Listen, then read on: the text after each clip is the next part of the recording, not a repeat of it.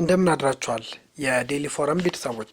ከማክሰኞ ጀምሮ 48 የገቢዎችና ጉምሩክ ባለስልጣን ሰራተኞች በሙስና ተጠርጥረው በህግ ቁጥጥር ስር መዋላቸው ተነገረ። ይህ እርምጃ መንግስት በተለያየ ተቋማት ላይ እየወሰደ ያለው ተከታታይ የእስር ዘመቻ አካል ቢሆንም የዘመቻው አካሄድና ኢላማ ግን በፖለቲከኞች ዘንድ ጠንካራ ትችት እንዲያስተናግድ እያደረገው ነው ተብሏል። የገቢዎች ሚኒስቴርና የጉምሩክ ባለስልጣን ሰራተኞች እስር ከዚህ ቀደም በተለያዩ የመንግስት ሚኒስቴር መስሪያ ቤቶች ከተወሰደው ተመሳሳይ የህግ እርምጃ ጋር ተዳምሮ የሚታይ መሆኑንም ነው መረጃዎች የሚያሳዩት። ዘሀበሻ እንደዘገበው ከሆነ ከዚህ እስር ቀደም ብሎ ሙፈሪያት ካሚል በሚመሩት በስራና ክህሎት ሚኒስቴር ዜጎች በህገ ወጥ መንገድ ከሀገር በማስወጣት ወንጀል የተጠረጠሩ ሰራተኞች በሙስና መታሰራቸውን አስታውሷል። በተመሳሳይ ከወራት በፊት ከነዳጅ አቅርቦትና ስርጭት ጋር በተያያዘም በተፈጠረ የሙስና ወንጀል ካሳሁን ጎፌ የሚመሩት የንግድና ቀጠናዊ ትስስር ሚኒስቴር ሰራተኞች በህግ ጥላ ስር እንደዋሉም ይታወሳል። አርሶ አደሩ በከፍተኛ ሁኔታ ካማረረው የማዳበሪያ አቅርቦት መጓተትና ሙስና ጋር በተያያዘም የባህር ትራንስፖርትና ሎጂስቲክስ ሰራተኞች ተይዘው በህግ ቁጥጥር ስር እንዲውሉም መደረጉም ይታወሳል። እነዚህ ተከታታይ የጸረ ሙስና እርምጃዎች በታችኛውና መካከለኛው የሰራተኛ እርከን ላይ ያተኮረ መሆናቸው የዘመቻው ታማኝነት ጥያቄ ውስጥ ይከታል ሲሉም ፖለቲከኞች እየተቹት ነው። በተለይ አቶ ጃዋር መሐመድ ይህ ሁኔታ አስመልክቶ ባቀረቡት ትችታቸው እነዚህ ሁሉ ከሙስና ጋር የተያያዙ ስሮች አንድ ትልቅ ነገርን እንዳለም በመንግስት ቤት የሚያመለክት ነው፣ እስሩም የሚጎድለው ነገር እንዳለ ግን ያሳያል ብለዋል። እንደ አቶ ጃዋር ትንታኔ ከሆነ መጠነ ሰፊ የተደራጀ ሙስና በመንግስት ተቋማት ሲፈጸም የመንግስት መስሪያ ቤቶች ዋና ኃላፊ የሆኑትና በሙስና ውስጥ በቀጥታ ተሳታፊና ተጠያቂ የሆኑት ሚኒስትሮች ምን አይነት የህግ ተጠያቂነት አልተደረገባቸውም ሲሉም ነው የሚያብራሩት። የፍትህ ስርዓቱ ዋና ዋናዎቹ የሙስና ጠንሳሾች ከመንካት ይልቅ ጫፍ ላይ ያሉትን ፈጻሚዎች ብቻ ማሰሩ ሻርኮቹን ትቶ ትናንሽ ሀሳቦችን ማጥበብ ነው ሲሉም ነው የሙስና እስር ዘመቻውን የኮነኑት። ይህ ነገር የሚያሳየው የሙስና ችግር በብልጽግና አሰራር ላይ ምን ያክል ስር እንደሰደደና እውነተኛ መፍትሄ ለማምጣት ከታችኛው እርከን ባለፈ ስልጣን ላይ ያሉ ዋናው የመንግስት ኃላፊዎችን መንካት እንደሚያስፈልግ የሚጠቁም ነው ሲሉ ነው የተናገሩት። በተያዘው ክረምት ወቅት በጋምቤላ ክልል በተከሰተ ድርቅ ሰብል እየወደመ መሆኑ ተነገረ። በጋምቤላ ክልል ኑዌር ብሔረሰብ ዞን በሚገኝ 5 ወረዳዎች በክረምት በቂ ዝናብ ባለመጣሉ ሰብል እየደረቀ መሆኑን የዞኑ ነዋሪዎች ተናግረዋል። ነዋሪዎችና የዞኑ አስተዳደር እንዳሳወቀው በዝናብ እጥረት ምክንያት ሰብል፣ አትክልትና ደኖች እየጠወለጉ ነው። የኑዌር ዞን ዝቅተኛ የመልክዓ ምድር አቀማመጥ ያለው በመሆኑ በደጋማ አካባቢዎች የሚጥለው ዝናብ በሚያስከትለው ጎርፍ በየዓመቱ ይጠቃልም ብለዋል። በኑዌር ዞን የዝናብ እጥረት ከተከሰተባቸውና በምርት ላይ ጉዳት ካደረሰባቸው አንዱ ዋንትዋ የተባለ ወረዳ ውስጥ ከዚህ ቀደም የተዘራ በቆሎ ጨምሮ ሌሎች ምርቶችን መድረቃቸውን አንድ ቱታ የተባሉ የአካባቢ ነዋሪዎች ለዶቼ ቬለ ተናግረዋል። ከሰኔ ወር ወዲህ ዝናብ በወረዳው ለጥቂት ቀናት ብቻ መዝነቡን የተናገሩት ነዋሪው ክረምት በተጨማሪም ሳርና ሌሎች አትክልቶች ላይም ተጽዕኖ እያሳደረ እንደሚገኝም አሳስበዋል። በበጋ ወቅት ከብቶች በወንዝ ዳርቻ ለሳር ፍለጋ ለረጅም ጊዜ እንደሚቆዩ የተናገሩት ነዋሪው ሳር ባለመኖሩ ከብቶች ለሳር ፍለጋ ራቅ ወዳለ አካባቢ ለመሄድ ተገደዋል ብለዋል። በዞኑ ላሬ የተባለ ወረዳም በዘንድሮ ክረምት የዝናብ መጠን አነስተኛ በመሆኑና በወር 2 እና 3 ለሚሆኑ ቀናት የሚዘንብበት ወቅት እንዳለ ሌላው ነዋሪ ተናግረዋል። በዚህም ወረዳ የአካባቢው ማህበረሰብ በብዛት በሚያመርተው በቆሎ ምርት ላይ ጉዳት መድረሱንም ነው የተናገሩት። በዚህም ወረዳ እንደ ዋንትዋ ወረዳ በተመሳሳይና በሳርና በሌሎች አትክልቶች ላይ በከፊል መድረቁንም አስረድተዋል። በዚህም አካባቢ ከ4 ዓመት በፊት የዝናብ እጥረት አጋጥሞ እንደነበርም ነዋሪዎች ተናግረዋል። በኑዌር ብሔረሰብ ዞን 5 ወረዳዎች የዝናብ እጥረት መከሰቱን የዞኑ አስተዳደር ማሳውቀዋል። በተከሰተው የዝናብ እጥረትም በምርት ላይ ጉዳት ማድረሱን የዞኑ ዋና አስተዳዳሪ አቶ ጃክ የሱፍ አመልክተዋል። በዞኑ በየዓመቱ የሚያዝያ ወር መጨረሻ አንስቶ ዝናብ ያገኝ እንደነበር ያስታወሱት የዞኑ ዋና አስተዳዳሪ አቶ ጃክ የዘንድሮ ክረምት ደግሞ ከመደበኛ ወር ዘግይቶ በሰኔ ወር እንደጀመረም ነው የሚያመለክቱት። የዝናብ እጥረቱም በምርት ላይ ካደረሰው ጉዳት በተጨማሪም ዝናብ ባለመኖሩ ተጨማሪ መዝራት አልተቻለም ሲሉም ገልጸዋል። አካባቢው ዝቅተኛ መሬት አቀማመጥ ያለው ስፍራ በመሆኑ ከዚህ በተቃራኒ ደግሞ ከዓመት በፊት ከደጋማ ቦታዎች ከፍተኛ መጠን ያለው ዝናብ ሲዘንብ የጎርፍ ተጋላጭ ሆኖም እንደነበርም አስታውሰዋል። የዝናብ እጥረት ሰብል ላይ ካደረሰው ጉዳት ጋር ሲነጻጸር በከብቶች ላይ የከፋ ጉዳት አለመድረሱም ተገልጿል። በአካባቢው በክረምት ወራት የዝናብ እጥረት በዚህ ልክ 5 ወረዳዎች ላይ ሲከሰት ይህ የመጀመሪያ መሆኑም ተነግሯል። በጋምቤላ ክልል የባሮና ጊሎ ወንዞች ሙላቲ በየዓመቱ በወንዝ ዳርቻ የሚኖሩ ሰዎች በክረምት ወራት ሲያጠቃ የነበረ ሲሆን ለእነዚህ ወንዞች ሙላትም ከፍተኛው ድርሻ ያለው የተባለው ከደጋማ አካባቢ የሚጥለው ከፍተኛ የዝናብ መጠን ነው።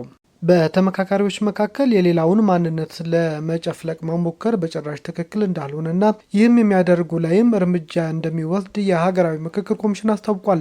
አንዳንድ የስነ ምግባር ጉድለቶች መኖራቸውን አረጋግጫለሁ ያለው ኮሚሽኑ ይህንን ድርጊት የሚፈጽሙ አካላት ላይ አስጠንቅቃለሁ ብሏል። ምክክሩ 500 አባላት ወዳሉት የቡድን ውይይት በአንዳንድ ቡድኖች መዘግየት ምክንያት መሻገር አልቻልኩምም ብሏል።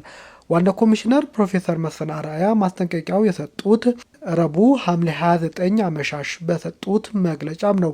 ኮሚሽነሩ በመግለጫቸው አንዳንድ የስነ ምግባር ጥሰቶች መመልከታቸውን አስረድተዋል። ምክክሩ ማለትም መከባበር፣ መነጋገር፣ መደማመጥና ወደ መግባባት መድረስ ነው ያሉት ፕሮፌሰር መስፍን ነገር ግን በዚህ ሂደት ውስጥ አልፎ አልፎ መከባበር ሲጓደል ተመልክተናል ብለዋል። ኮሚሽነሩ አንዳንዶች ሲሉ ያልጠቀሷቸው አካላት ብድግ ብለው የሌላውን ማንነት ለመጨፍለቅ ሲሞክሩ መስተዋላቸውን ለጋዜጠኞች ተናግረዋል። ይህ ድርጊት የአፍ ወለምታ ልንለው እንችላለን ያሉት ዋና ኮሚሽነሩ ድርጊቱ በጭራሽ ትክክል አይደለም ሲሉም ነው የኮነኑት። ከ15ቱ የስነ ምግባር መርሆች ውስጥ አንዱ ሀሳብን ማፍለቅ እንጂ የሌላውን ሰው የሚያሳንስ መልኩ በጭራሽ መሆን የለበትም ብለዋል። ኮሚሽነሩ እስካሁን ድረስ አንዳንድ ያስተዋልናቸው ነገሮች አሉ። ከዚህ በኋላ ግን በስነ ምግባር መመሪያችን መሰረት እርምጃ ለመውሰድ እንገደዳለን ብለዋል። ሐምሌ 12 ለተመካካሪዎች የቀረበው የጉባኤተኞች ስነ ምግባር መተዳደሪያ ደንብ አንድ ተመካካሪ መመሪያው ከጣሰ ከምክክሩ ሊባረር እንደሚችልም ያስቀምጣል። በጉባኤተኞች መተዳደሪያ መሰረት አንድ የሌላውን ተሳታፊ ንግግር ወይም ሀሳብ መተቸት አይችልም። ማንኛውም የስብሰባ ወይም ጉባኤተኛ ሀሳቡ በነፃነት የመግለጽ መብት እንዳለው የተነገረ ሲሆን ሀሳቡን በሚገልጽበት ወቅት ሌላውን የሚያሳንስ አዋራጅ መሰል ንግግሮች ከማድረግ መቆጠብ እንዳለበትም ነው የሚነገረው። እያንዳንዱ ተሳታፊ የሌሎችን ሀሳብ የማድመጥ ኃላፊነት እንዳለበትም ነው የተነገረው። ይህ መተዳደሪያ የጣሰ አካል ካለ ደግሞ ኮሚሽኑ እስከ ማባረር ሊያደርስ የሚችል እርምጃ መውሰድም እንደሚችል ተደንግጓል። የምክክር ሂደቱ 250 አባላት ያሉት የስልታዊ ቡድን ምክክር ጨርሶ በአንድ ርዕሰ ጉዳይ በሚመክሩትና በአጀንዳዎች ላይ ውሳኔ ወደሚያሳልፉበት ምዕራፍ አልተሸጋገረም። እስካሁን ይህ የሆነውም በንዑስ እና በጥቃቅን ቡድኖች ደረጃ በነበረው ምክክር ላይ የተነሱ ምክር ሀሳቦች ወደ 250 አባላት ወዳሏቸው ቡድኖች በቀረቡበት ወቅት የቀረቡት ምክር ሀሳቦች ሙሉ በሙሉ ተደራጅተው እንዲቀርቡ በተመካካሪዎች በጠየቁት ሀሳብ እንደሆነም ተሰምቷል። አንዳንድ ተመካካሪ ቡድኖች በ250 አባላት ባሉት ቡድን ደረጃ የቀረቡ ምክር ሀሳቦች በቃለ ጉባኤ አጽድቀው ተመካካሪዎች ፈርመው የ500 ቡድን ውይይት በመጠባበቅ ላይ ናቸው ተብሏል። ታዲያ በዚህ ምክክር ወቅት አንዳንድ የመንግስት ባለስልጣናት ስልጣናቸውን ተገን አድርገው ጫና ለመፍጠር ይሞክራሉ። ይህ የተሳሳተ ነው።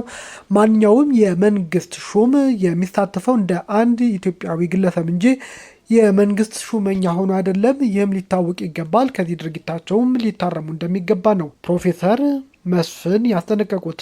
ኢራን በ4 ወራት ውስጥ ቢያንስ 56 ሰዎች በሞት መቅጣቷ ተገለጸ። በኢራን ውስጥ ከመጋቢት ወር ወዲህ ከብሔራዊ ደህንነት ጋር በተያያዘ ክስ የቀረበባቸው ቢያንስ 56 ሰዎች በሞት መቀጣታቸውን የተባበሩት መንግስታት ድርጅት የሰብአዊ መብት ኮሚሽን አስታውቋል። ኮሚሽነሩ ቮልከር ተርክ ባወጡት ይፋዊ መግለጫ ላይ እንደተመለከተው በሞት ከተቀጡት መካከል 27ቱ በጥር ወር ላይ በመላው ኢራን ላይ ተቀስቅሶ በርካታ ሰዎች ከተገደሉበት ህዝባዊ ተቃውሞ ጋር በተያያዘ በቁጥጥር ስር የዋሉ ናቸው ተብሏል። የመንግስታት ድርጅት የመብት ኮሚሽን በመግለጫው ላይ ኢራን ከአሜሪካና ከእስራኤል ጋር የገባችበት ጦርነት ከተጀመረ በኋላ የሚተላለፉት የሞት ቅጣት ውሳኔዎች፣ ግድያዎችም መጠናቸው መጨመሩ ተገልጿል። ኮሚሽነር ተርክ ጨምረውም የኢራን ባለስልጣናት የሞት ቅጣት ፍርዱን እንዲያቆሙና በሞት መቅጣት ከወዲያኛው እንዲያበቃም ጠይቀዋል። ነገር ግን የኢራን የፍትህ ተቋማት የበላይ ባለስልጣናት በተቃውሞች ላይ በተሳተፉና ከአሜሪካ ጋር ጦርነት በተካሄደበት ጊዜ በተያያዘ ተከሳሾች ላይ የሞት ቅጣት እንዲተላለፍና ፍርዱም በአስቸኳይ እንዲሁም ያለ ምህረት እንዲፈጸም በተደጋጋሚ ጥሪ ሲያቀርቡም እንደነበር ነው የተነገረው። የየመን ሁቲ ታጣቂዎች በቀይ ባህር ላይ የሳውዲ ነዳጅ ጫኝ መርከብ በባላስቲክ ሚሳይል መምታታቸው ተገልጿል። የየመን ሁቲ ታጣቂዎች ረቡዕ ዕለት በሰሜናዊ ቀይ ባህር የአንቡ የባህር ዳርቻ የሳውዲ ነዳጅ ጫኝ ማጓጓዣ መርከብ በባላስቲክ ሚሳይል መምታታቸው ተገልጿል። የቡድኑ ወታደራዊ ቃል አቀባይ ያህያ ሳሪ በኤክስ ገጻቸው ላይ ባወጡት መግለጫ ሚሳኤሎቹ መርከቧን በትክክል መምታቷንም ገልጸዋል። ሳሪ እንደገለጹት ጥቃቱ ቡድኑ በሳውዲ ላይ በጣለው የባህር ላይ እገዳ ስልት አካልም ነው ተብሏል። ቃል አቀባዩ ጨምረውም እንዳስታወቁት እግዱም ከሐምሌ 22 ከተጀመረ ጊዜ አንስቶ በቡድኑ ኢላማ የተደረጉና ጥቃት የተፈጸመባቸው የሳውዲ ነዳጅ ጫኝ መርከቦች ቁጥር ወደ 5 ከፍ ማለቱንም ተነግሯል። ሳሪ በተጨማሪም 29 የሳውዲ የነዳጅ ማጓጓዣ መርከቦች በቀይ ባህርና በአረብ ባህር እንዳያልፉ መከልከላቸው ወይም ወደኋላ እንዲመለሱ መገደዳቸውንም ተነግሯል። ቡድኑ በባብ አልማንዳብ የባህር ወሽመጥ ላይ የጣለው እግድ በተሳካ ሁኔታ ተግባራዊ ካደረገ በኋላም ሳውዲ አረቢያ የነዳጅ ማጓጓዣ መርከቦቿ ወደ ሰሜናዊ የቀይ ባህር ክፍል ማዞሯንም ተገልጿል። ሳውዲ የባህር መስመሮቹ ለመዝጋት ውጤቱ ምንም ይሁን ምን በሰሜን ቀይ ባህር በሳውዲ ነዳጅ ጫኝ መርከቦች ላይ የሚፈጸሙትን ጥቃት አጠናክረው እንደሚቀጥሉም ዝተዋል። የሳውዲ ባለስልጣናት ስለደረሰው ጥቃት በይፋም የተናገሩት ነገር ግን የለም። ቤተሰቦቻችን ቪዲዮአችን ከወደዳችሁ ላይክ አድርጉ፣ ለሌሎችም ተደራሽ እንዲኖር ሼር አድርጉ። አዲስ የሆናችሁ ደግሞ ሰብስክራይብ በማድረግ ቤተሰብ ይሁኑ። ሰናይ ጊዜ